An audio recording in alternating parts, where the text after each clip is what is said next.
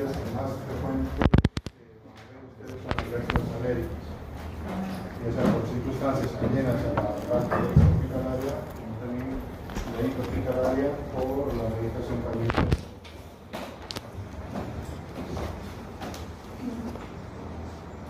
Primero vamos a hablar de la histamina.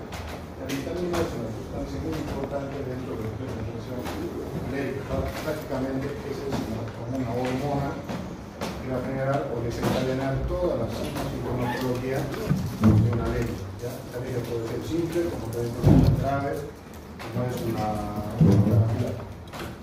Como su nombre dice ahí, es un aminoácido, perdón, la histamina deriva de un aminoácido, que es la histamina, y que esta histamina se encuentra contenida dentro de gránulos de ciertas células, como por ejemplo las células plasmáticas o mastocitos. También se encuentra en lo que son los basófilos y los eosinófilos. Básicamente estos gránulos se van a abrir, se pueden hacer exofilados de la célula, el torrente sanguíneo, cuando hay una unión entre un alérgeno y el anticuerpo. En este caso, como ustedes se acordarán, hay una reacción de hipersensibilidad tipo 1 que hablamos. Hay 4 tipos de reacción de hipersensibilidad: tipo 1, 2, 3, 4. Que la 1 es derivada por la IgE, precisamente la IgE, la que se une con la histamina, pero la IgE que se une con el alérgeno, en este caso, puede ser un medicamento, puede ser tóxico, un veneno, etc. Ese complejo, ese típico anticuerpo, de ahí se va a unir a las células plasmáticas, va a hacer que las células plasmáticas liberen los gránulos de histamina. La histamina obviamente va a ser generar una reacción alérgica. Entonces no se olviden que las reacciones de hipersensibilidad tipo 1 son de rápida presentación con agudas. Un momento.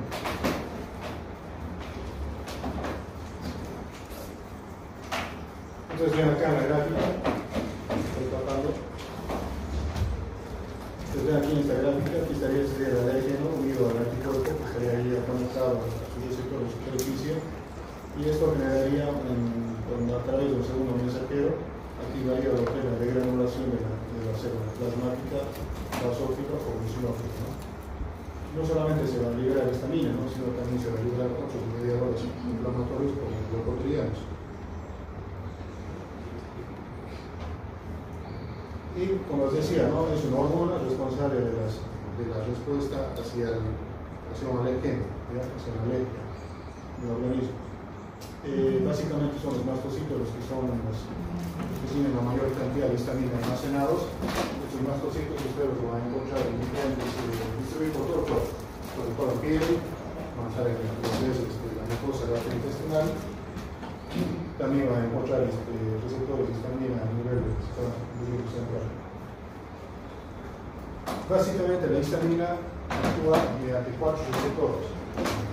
Estos 4 receptores, los receptores tipo 1 y tipo 2, son los más importantes, porque son los que desencadenan todas las sintomatologías de la piel.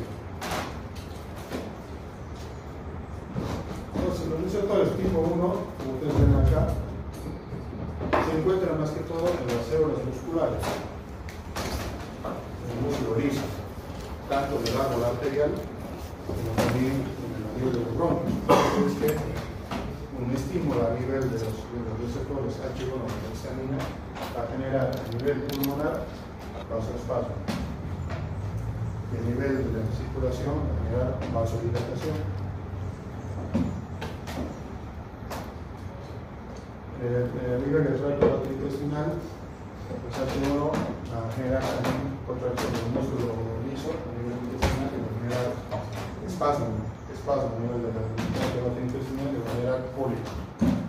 Pues, como ustedes se dan cuenta, una persona que va a tener una reacción alérgica importante va a tener broncoespasmo, va a tener dolor abdominal, va a tener disminución de la presión arterial, porque genera vasodilatación.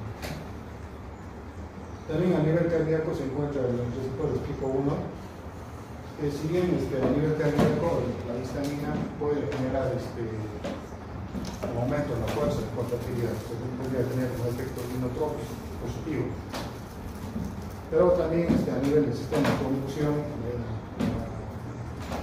la histamina a través de los H1 puede alterar o disminuir la velocidad de conducción, porque es el nódulo auricular. Los H2 igualmente están distribuidos, sobre todo los H2, estos receptores son importantes a nivel de la mucosa gástrica, sobre todo las parietales. La histamina a este nivel lo que hace es estimular la secreción de fuga. Ese es el objetivo farmacológico para los medicamentos que van a disminuir la secreción de fuga, por ejemplo, la famotidina, la ranitidina. Estos son los receptores H2. También se encuentran receptores en el músculo liso, en los vasos sanguíneos, en las miocárdicas, y también en los virus basófilos, ¿no? Aumentando la producción de histamina. Los receptores H3 y H4 tienen un rol muy importante, ¿no? En el organismo. Regulan algunas funciones neurológicas, no son tan importantes como decimos. Están distribuidos en el flujo digestivo, en vías respiratorias, sobre todo en el sistema nervioso central, tanto el H4 como el H4. El H4 también está en la parte más política, pero como les digo, todavía no está claro cuál es el mecanismo en sí que los receptores van, o que la histamina a través de estos receptores va a generar en el organismo. Entonces, iremos viendo lentamente cómo los H1 o qué causa los H1. Pero solamente yo les mencionaba vasodilatación, es un mecanismo. ¿Ya?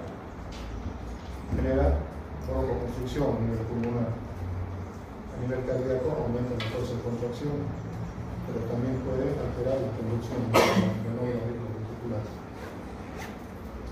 Los H2, principalmente los H2 están implicados en la regulación de la secreción de ácido gástrico a nivel de los parietales.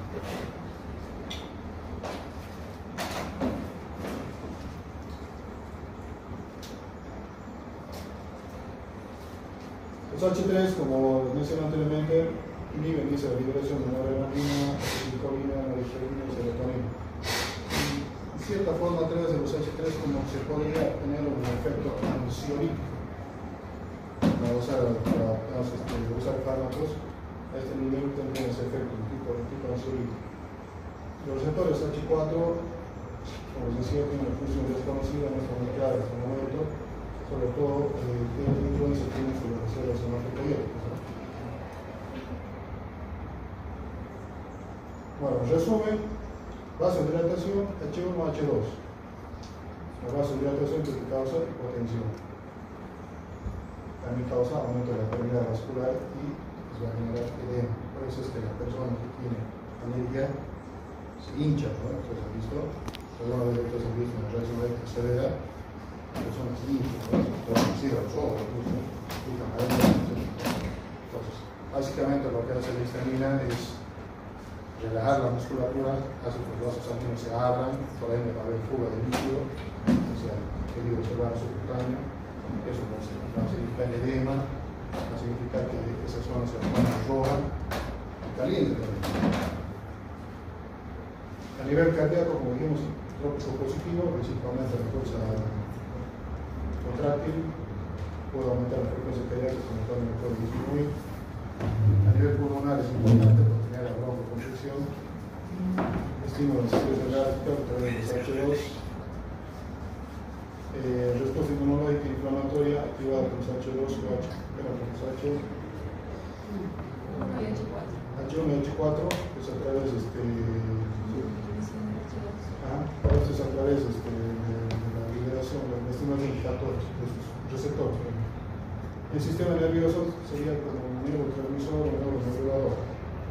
Hay mucho que decir en esa parte. Entonces, conociendo cuál es el mecanismo de acción de la histamina, sabiendo que el receptor H1 y H2 van a generar efectos adversos, lo que se desarrollan son medicamentos que vayan precisamente a bloquear estos receptores para que la histamina no genere muchos efectos.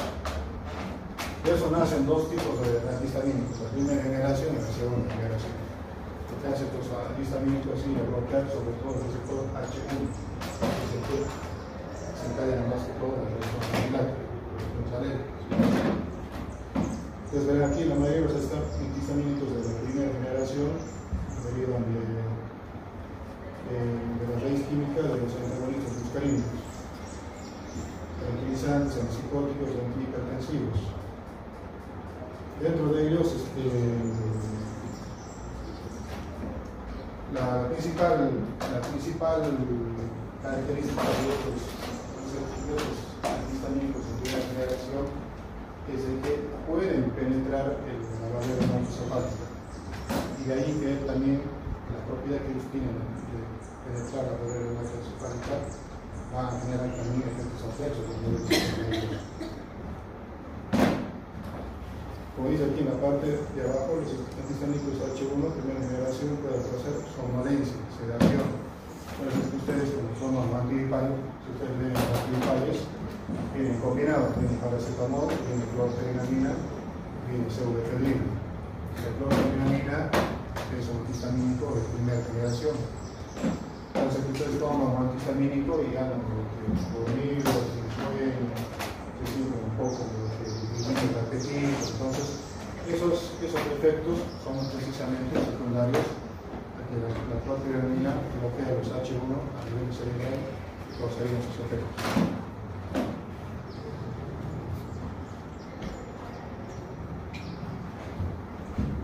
Esta es la lista de los antihistamínicos de primera generación, pero acá en Bolivia, lo que nosotros tenemos son los siguientes: tenemos la difenhidramina, tenemos el dimetilgrinato y tenemos la clorfenamina. Estos serían los tres antihistamínicos que tenemos.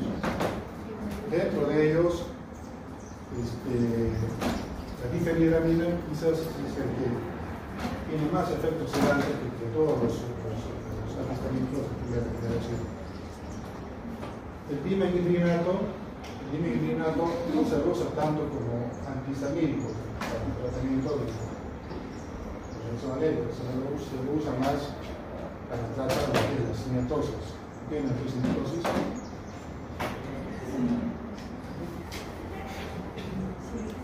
Cinetosis. Es el vértigo, la náusea, el vómito que nos da con el viaje. Se suelen a la flota, no avanzan en la cuadra y ya están liberados. Porque en Bolivia solo era difenhidramina, dimetilgranato y clorfenamina. Difenhidramina, dimetilgranato y la clorfenamina. Son los tres que encontramos en los médicos. Este dimetilgranato es que se usa para tratar precisamente el mareo, el vértigo, la realidad, entonces, porque este fármaco actúa a través de receptores a nivel del oído interno. La clorfenamina, que es el que mencioné anteriormente, ampliamente usado combinado con antigripales.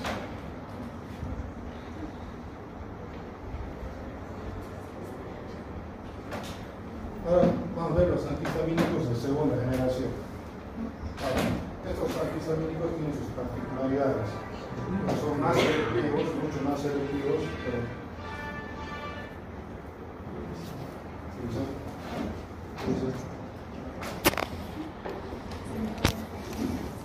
estos antihistamínicos de segunda generación, a diferencia de los otros, penetran muy poco la barrera hematoencefálica. Entonces quiere decir, por ese motivo, esta característica, estos fármacos no causan tanta sedación como los H de primera generación. Ese es el objetivo. Dentro de ello tenemos la loratadina y la cetiricina. Los dos primeros que ustedes ven acá son los que tenemos en nuestro medio: la loratadina y la cetiricina. Pero no tranquilos, han sacado unas fórmulas mucho más mejoradas que llaman fórmulas quiméricas. Las fórmulas quiméricas son la levocetiricina y la desloratadina. En Bolivia, loratadina y cetiricina. Sí, estos dos.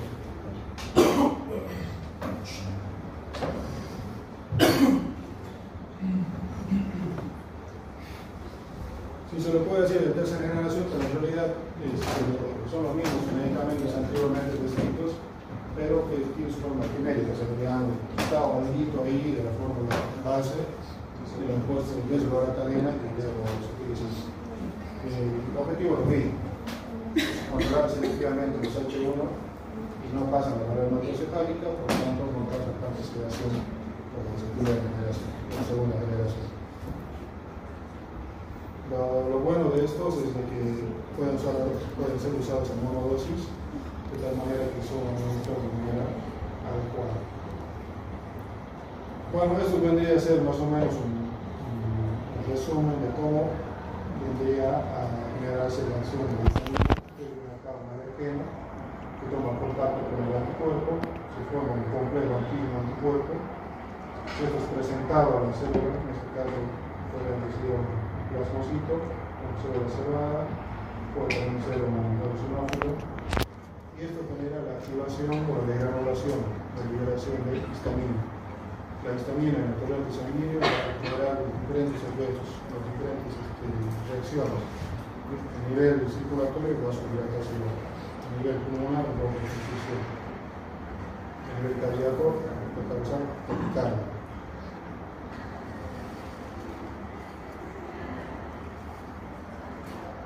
Veamos un poco lo que es la farmacodinámica de los antihistamínicos.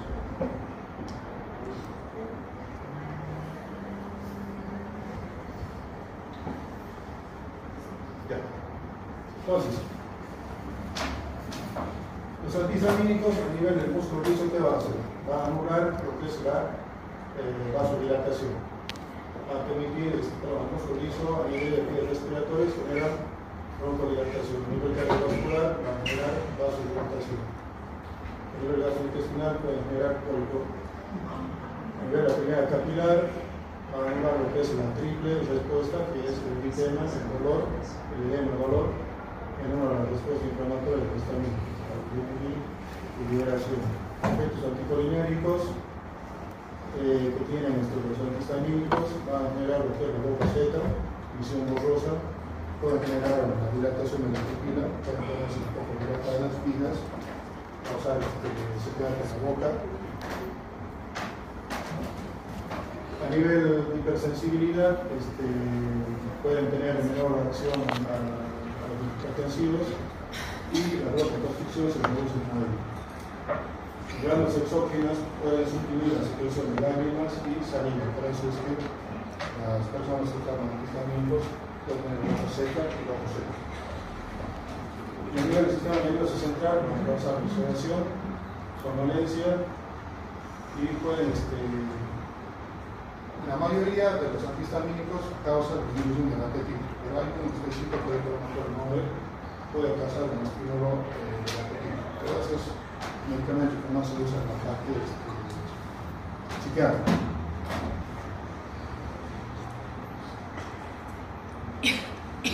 Dentro de este cuadro, vamos a ver un resumen más o menos los medicamentos más importantes. La ivermectina, que tiene una duración de 12 horas, puede ser administrada por vía oral, por vía venosa, por vía tópica, y la dosis va de 25 a 50 miligramos cada 12 horas. El ivermectina, que solamente dura 4 o 6 horas, tiene que ser administrado cada 4 o 6 horas.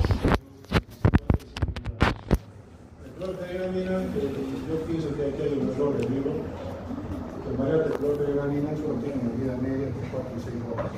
Entonces, cada 4 o 6 horas se debe administrar una dosis. Que por vía oral solamente viene de 4 miligramos, por vía no venosa viene de 10 miligramos. Lo mismo, tiene que administrar cada 6 horas. Esos serían los fármacos de la primera generación. En la segunda generación son mucho más prácticos en su administración. La tensión de levocetiricina y la loratadina y la loratadina tienen la ventaja que pueden ser administrados una sola vez al día, que tienen una vida más o menos entre 12 y 24 horas. Entonces, una sola dosis al día es suficiente con eso. Lo malo es que estos medicamentos solo hay por vía oral, no se administran por vía venosa ni por vía tópica, directamente es por vía oral nada más.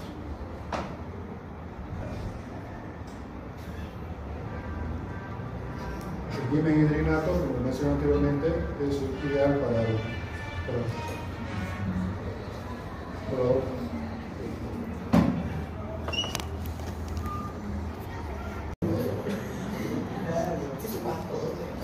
bueno, como les mencionaba, el dimenhidrinato más que todo es usado para el viaje, para disminuir la presión a nivel del oído interno, de esa manera disminuir los náuseas, el vértigo, cuando están en las sinetosis. Se los administra por vía oral, hay por vía rectal también los supositorios. Por vía parenteral no he visto acá que haya en nuestro medio. Su metabolismo es totalmente hepático y su excreción por vía renal. ¿Sí? Toxicidad, puede causar convulsiones, coma, depresión respiratoria. No está indicado en embarazadas, tengan cuidado eso, es categoría C. La clorfeniramina es muy bueno para bloquear los receptores H1, lo malo que puede causar efectos adversos en el sistema nervioso central, metabolismo hepático y excreción renal. Como ustedes vean, requieren de unas 6 horas. Eso lo viste cada 4 o cada 6 horas pueden hacerse medicamentos. ¿En qué situaciones clínicas podemos usar la clorfeniramina? Rinitis, alergia, urticaria, shock anafiláctico. Aquí tocar el tema del shock anafiláctico.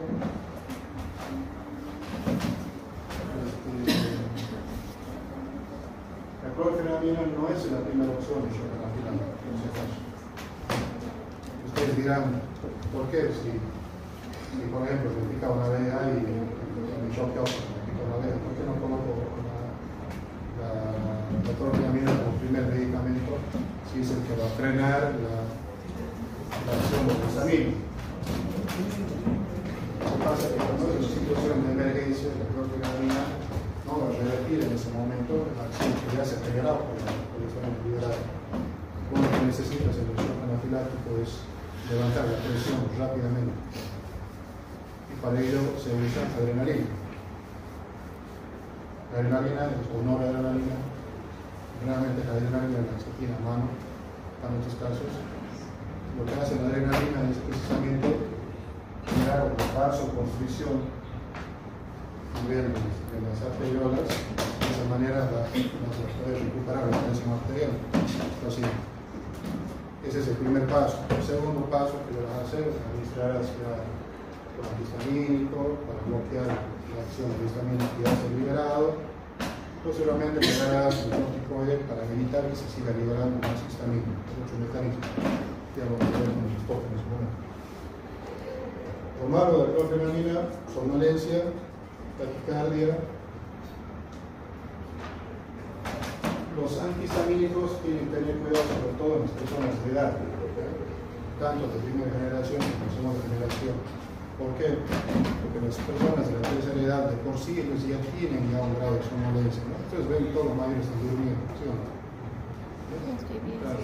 Se sientan, están en 3 segundos charlando y rato están durmiendo. Si a esto ustedes le agregan un antihistamínico, están viejas. van a hacer que esa persona tenga más sueño. Entonces, los ancianos hay que disminuir la dosis, por lo menos a la mitad, para evitar que eso sea un receptor. La laurotadina, como mencioné anteriormente, de segunda generación, es bien selectivo en los H1, disminuye el efecto de somnolencia, pero aún puede tener. Este medicamento se metaboliza a nivel hepático a 3 de citotomo, 3 a 4, a medida de media de horas y se elimina por vía renal y fecal. La mayoría de los antihistamínicos se metabolizan en el hígado. Por ende, todo paciente que tenga una hepatopatía crónica tiene que tener cuidado con los antihistamínicos. De preferencia, disminuir la dosis a la mitad, porque su metabolismo en ellos va a estar alterado. Por ende, si usted no tiene una dosis habitual, se puede generar una toxicidad por antihistamínico. La indicación es rinitis, urticaria y los efectos tóxicos, mareo, taquicardia, cefalea. Cetiricina, igualmente es de segunda generación, selectivo de los H1 y al igual que los otros histamínicos, el objetivo precisamente es contrarrestar los efectos de ellos. No está indicado en las urticarias, en la rinitis. Y ustedes se dan cuenta, la mayoría de los antihistamínicos que he mencionado no están indicados en el asma. Si los antihistamínicos son broncodilatadores, ¿por qué no están indicados en el asma?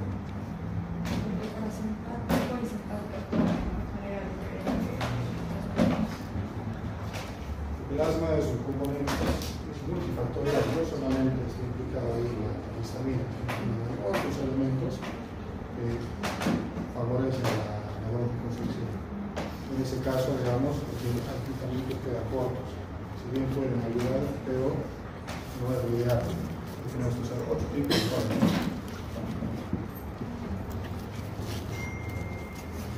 Bueno, la desloratadina, como digo, es una fórmula quimérica. Simplemente criticaron algo de la fórmula, con lo cual se dice que más o menos disminuye un poco más los efectos adversos, pero después es básicamente lo mismo mecanismo de acción, los efectos adversos son similares, pero en menor intensidad.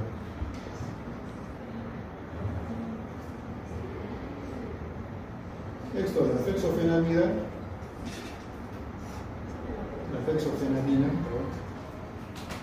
es de los pocos antihistamínicos que ustedes pueden usar con toda seguridad en el paciente que tiene hepatopatía. Después el mecanismo es el mismo, pero la indicación, por ejemplo, si tienes un paciente que tiene una hepatopatía, necesita un antialérgico, este sería el más indicado. Y eso tenemos acá, son alexios alérgicos.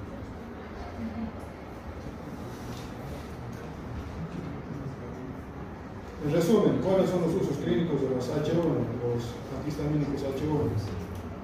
Rinitis alérgica, conjuntivitis, prurito, deseo de picar insectos, etc. Náuseas, la cinetosis y bueno, el choque anafiláctico como segunda o tercera opción en el tratamiento. No como opción, como paso, pero que sí o sí se tiene que administrar. Conclusiones. La histamina es el nivel de gránulos de depósito que contienen las células, los mastocitos, los eosinófilos y las otras. ¿Cómo se produce la granulación? Por la unión del antígeno, del anticuerpo, este complejo antígeno-anticuerpo, se va a unir al receptor de la superficie que tienen estas células, lo que hace es que se degranule, que liberen la histamina. Y la histamina que cumple sus funciones netamente lo que es hipersensibilidad inmediata. Después de la alergia, esto es una reacción de tipo 1, absorbido. Entonces, todos los antagonistas receptores H1 disponibles reducen la actividad constitutiva del receptor y compiten con la unión de la histamina al receptor. ¿Qué quiere decir esto? La histamina que estos antagonistas, aparte de competir con el receptor, una vez que se unen al receptor, de cierta forma cambiarían su estructura y harían que sea menos afín a la histamina. Dos mecanismos, compiten o ocupan el lugar y cuando lo ocupan lo modifican para que no sea tan afín a la histamina. Bueno, las acciones farmacológicas y las aplicaciones terapéuticas dependen, digamos, de la situación. ¿Qué tipo de fármaco voy a usar en determinada situación? Depende de la clínica, depende del paciente. O sea, no hay, digamos, un protocolo estandarizado cuando se usa uno u otro, dependiendo de la situación clínica.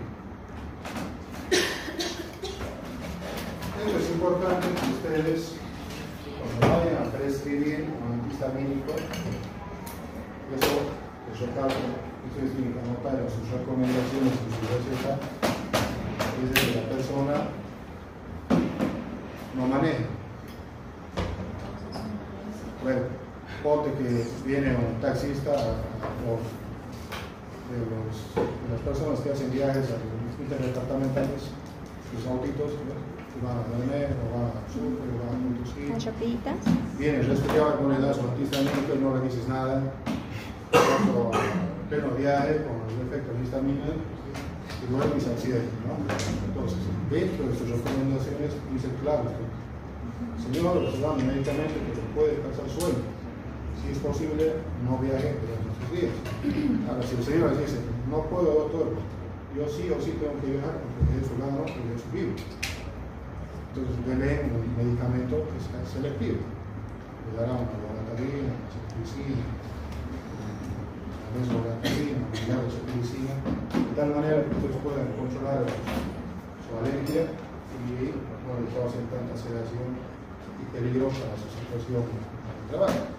Entonces es importante ustedes que cuando prescriban ese tipo de medicamentos pregunten cuál es su actividad, a qué se dedican.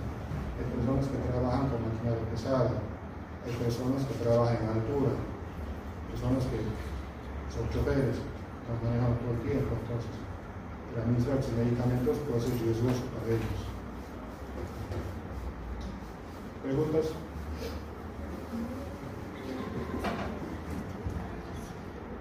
¿Está claro? Bueno, aquí ya tienen otros 8 fármacos para que vayan haciendo su ficha. ¿Será que pueden mandar las diapositivas de glucosanoide? Esa parte. Glucosanoide, AINE y esta. También el formato, ¿no? Para el formato de la Sí, Por favor. Pero Las fichas para el que examen tienen. todavía no se cuentan. Claro, pero para ir haciendo nos vamos a acumular, si no, y después nos estresamos. Estamos todos haciendo los aires. No me acuerdo de